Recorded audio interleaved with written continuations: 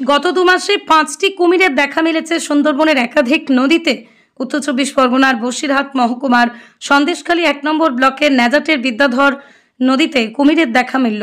খুশি মাঝি মোল্লা থেকে যাত্রী ও সাধারণ মানুষ শুরু করে বারবার বিদ্যাধরী নদী, রায়মঙ্গল এবং ভাষা নদীতে কুমিরের সন্ধান মেলে। আবারও মৎস্যজীবীদের নজরে এসেছে, ক্যামেরাবন্দি হয়েছে এই কুমির। কয়েক মাসেই 5টি কুমির বিভিন্ন নদীতে দেখা মেলে, যে প্রাথমিক অনুমান দিকভুল করে খাবারের সন্ধানে কুমির নদীতে ঢুকে পড়েছে। বুধবার সকাল 8টা নাগাদ নদীতে কুমিরের প্রায় 30 মিনিট ধরেই কুমির এসেছিল। তারপরই পেপারের বাসিন্দা থেকে শুরু করে নৌকা মাঝি মোল্লারা দেখতে পান বিদ্যাধরী নদীর পাড়ে। প্রদীপ সরকারের রিপোর্ট, হিঙ্গলগঞ্জ নিউজ।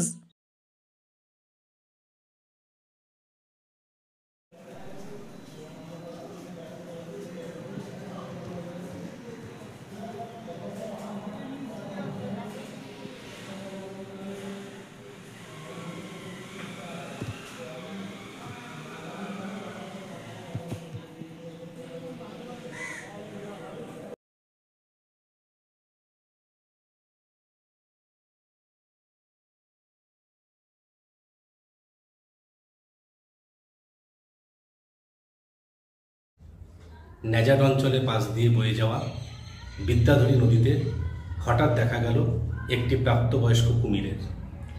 এই কুমিরটি দেখা মাত্রই গ্রামবাসীরা আস্তে আস্তে এসে নদীর পাশে ভিড় জমায়। এর আগে কখনোই এত বড় কুমির এই কালীনগর কিংবা ন্যাজাট সংলগ্ন যে বেতনি নদী বা বিদ্যাধরী নদী রয়েছে সেই নদীতে দেখা যায়নি।